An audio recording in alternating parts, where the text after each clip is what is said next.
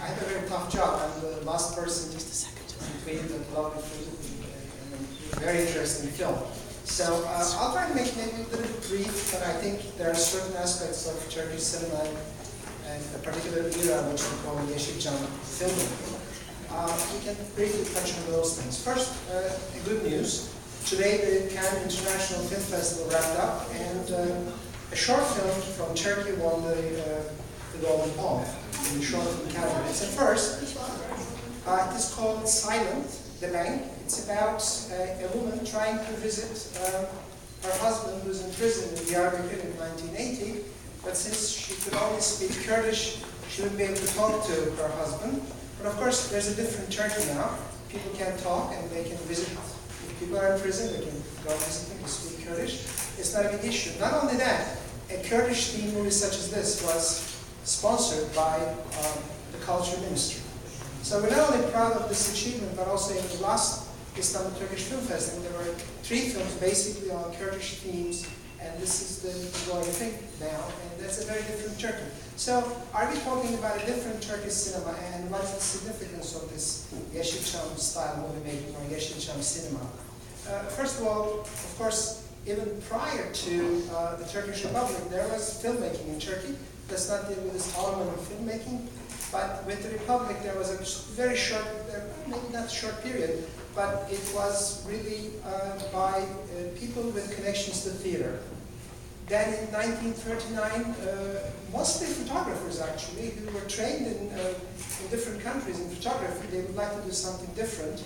And they had actors, not from theater, but from real life. And a few of them, like Faruk Genç and other filmmakers, started making films. This is about 1939, and this lasted until 1950. And from 1950 to 1970, there's a core period which everybody calls the golden age of Turkish filmmaking. Eventually, the number of films increased, but also in the middle of it, there was a 1960 coup.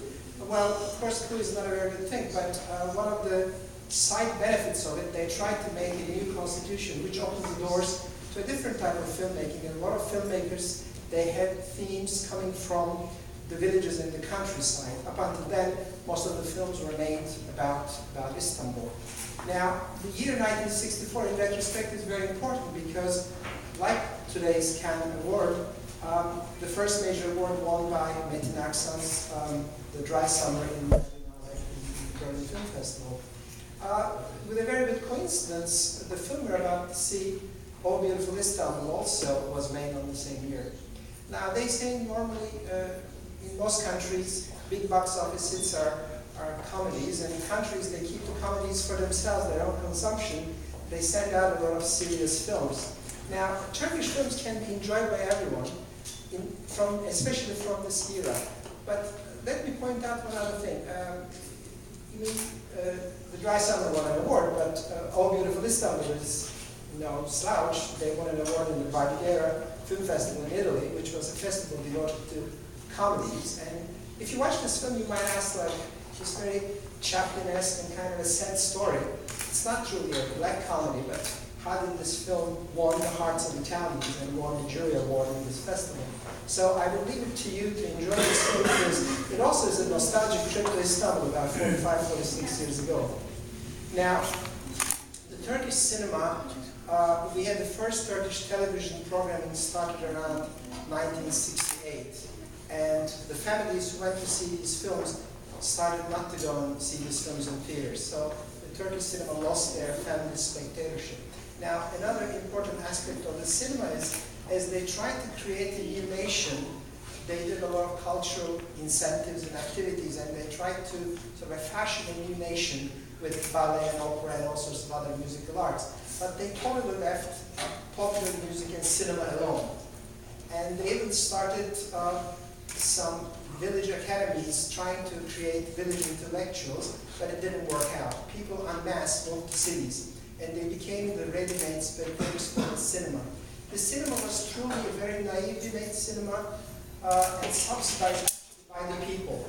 And they had no margin of error for not being successful, because the only way for them to make another movie was for their movies to get a good box office. The country was divided into a couple of distribution areas. And these areas would give advances. Not only give advances, they could also give hints, saying that you'd like to have like Türkan Şoray as the lead, and they would name another male actor. They said, you want so many fights, and here's some advance money, so can you make a movie like this? However, this is very interesting because truly, this is where Hollywood has reached. Hollywood reached this stage now. The studio system is gone, the star system is gone. People are having advanced funding for their films that they're making. So obviously, Turks discovered this method of filmmaking at a very early age. Now, the appeal of this Yesilcam cinema is still going on. Now, you might ask that, is it alive or is it dead? Today, I look around and I see you're here, so it's alive. But at this period, when they lost their spectatorship, there was a short period of time when not only Istanbul Film Festival started, a new kind of spectatorship was being sort of promoted and advanced, and they were learning the Western cinema and the art cinema and the festival cinema. But Turkish cinema, in their fight against, to make money, they turned into exploitation films, and this was their, like, the final death, and they pulled the plug on the cinema. So there is a new cinema now, emerging cinema, especially with young directors in the first decade of the 21st century. But in that respect, maybe Yesilcam cinema is dead. But then these films, they were released in the medium that killed it, the television, and people do watch them and they enjoy them. They're extremely enjoyable. But not only that, some of these sensibilities, people find them in the TV serials, and in that respect, the Yesilcam filmmaking idea and the kind of stories and the structure and the characters are continuing. As I said, I'm the only person between this lovely film and you. I don't want to take too much of your time, but please enjoy this film. This film is very interestingly made. It shows an era where the old values are sort of disappearing. It's a very interesting, nostalgic period of Istanbul, and then maybe they're trying to create not the westernization ideas of the Republic, but maybe a globalization is what is happening in Turkey, but people are resisting in that. They are resisting the ideas of industrialization and changing. So as there is this change, there are tragic events and funny events, and that was at the core of this Yesilcam filmmaking. If you have other questions, of course, you can approach me and ask these questions. I will gladly try to explain them to you. But thanks for coming and being here on a lovely day like this. And enjoy beautiful Istanbul.